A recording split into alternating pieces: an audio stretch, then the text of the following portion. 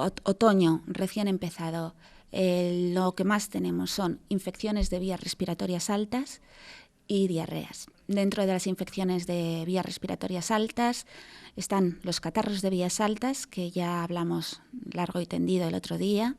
Están las amigdalitis agudas, es un tema que nos queda todavía por hablar.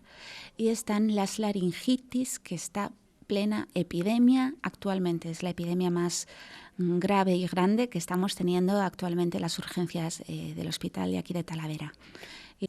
Sí, la laringitis entra dentro de lo que son enfermedades que dificultan la respiración en vías respiratorias altas, porque también hemos hablado otros días de la bronquiolitis, por ejemplo, que es una inflamación de los bronquiolos. Esos son vías respiratorias bajas, afectan ya a bronquios, pulmón y bronquiolos y alveolos, pero hay una vía respiratoria superior que está formada por la laringe y por la tráquea.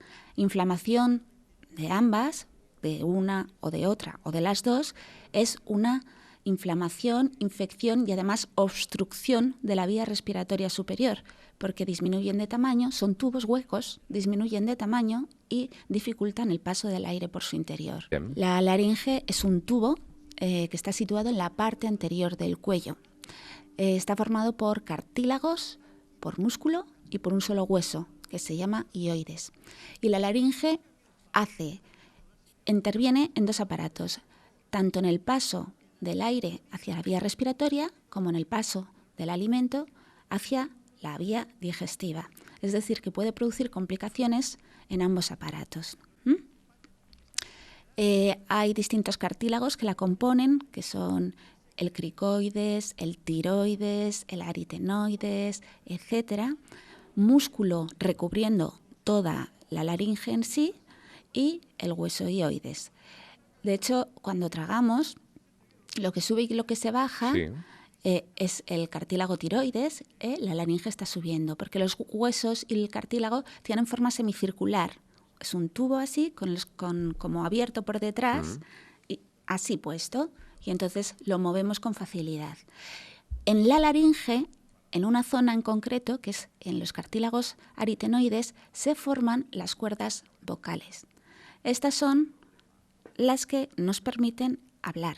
Gracias a ellas, según cómo se muevan, nos producen una voz u otra, con las que cantamos, con las que hablamos, con las que nos quedamos afónicos, producimos una disfonía, una afonía, etc.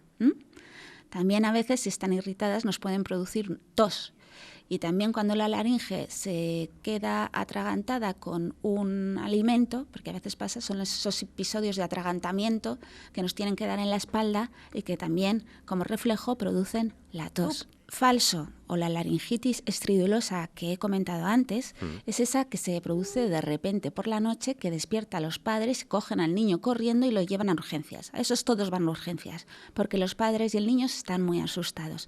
A lo mejor en el paseo a urgencias hace frío por la noche y el niño se mejora, porque el mismo frío es capaz de revertir esos síntomas. Pero bueno, llegan al hospital bastante afectados y hay que ponerles un tratamiento. Pero ese niño antes no estaba malito, no tenía fiebre, no le pasaba nada, pero ha sido por la noche. Y es muy curioso, las horas en las que suele ocurrir este croup falso ya se han estudiado y son exactamente de las 9 de la noche a las 5 de la mañana. Es el periodo en que los niños con croup falso acuden a urgencias. Se han hecho estudios para averiguarlo y se sabe que es en esas horas. Luego, el croup verdadero es un niño que ya estaba malito, que a lo mejor ya tenía su cuadro catarral, que tiene fiebre, que ha empezado a quedarse afónico, todo poquito a poco. Que poco a poco empieza a hacer el ruido al respirar, su estridor inspiratorio, y que poco a poco ya empieza con la tríada entera más la fiebre. Es decir, es un cuadro que se ha instaurado lentamente, pero que al final tiene lo mismo. Tríada de enfermedad, más luego la fiebre. Fiebre no tiene el anterior croup que he dicho, el croup falso. Y entonces en ambos casos, pues bueno, van a urgencias salvo una cosa, salvo que los padres conozcan ya las laringitis, que es frecuente, porque hay niños en que las laringitis son muy, muy frecuentes, ya tienen su aparato de aerosoles en casa y lo tratan en casa. Hay dos casos gravísimos que quiero comentar también, que los padres sepan su clínica, porque realmente pueden ser casos mortales. Sobre todo el más alarmante y el más peligroso es la epiglotitis. La epiglotis es también parte de la laringe. Es como una especie de campanilla que cuelga, que la habremos visto todos en el espejo. Entonces, a veces esta se infecta, se inflama, pero se pone tan grande, que obstruye tanto la vía respiratoria como la vía digestiva. ¿Por qué se produce? Siempre por bacterias. Suele ser el Haemophilus influenza tipo B. A veces estafilococos y a veces streptococos. Nos da igual, son bacterias, es más grave. La fiebre es altísima. El niño no puede respirar porque tiene la epiglotis muy inflamada, con lo cual no le entra aire a la vía respiratoria. Entonces, al sentir que está ahogado, el niño se pone en una posición de trípode, se llama, y es con las dos manos echado para adelante, con la cabeza hacia atrás, el cuello en hiperextensión, saca la lengua para intentar respirar mejor y la boca abierta. Es lo que su cuerpo le llama a hacer. ¿Qué tiene que hacer inmediatamente el médico? Es abrir la vía respiratoria. Eso por una parte. Pero tampoco puede tragar nada, con lo cual está babeando constantemente, no puede ni tragar la saliva. Entonces, cuando vemos un niño que está con fiebre alta y que de repente a lo mejor ha tenido una laringitis, estaba con una laringitis y de repente la fiebre es más alta, no puede respirar, parece que se está ahogando, comienza con un babeo, etcétera, al hospital, pero corriendo. Eso es un tratamiento hospitalario, pero urgente. Y otro caso son las traqueitis. También son graves. Es inflamación de la tráquea, se cierra la tráquea. Lo que pasa es que al ser un tubo más grande no suele cerrarlo del todo.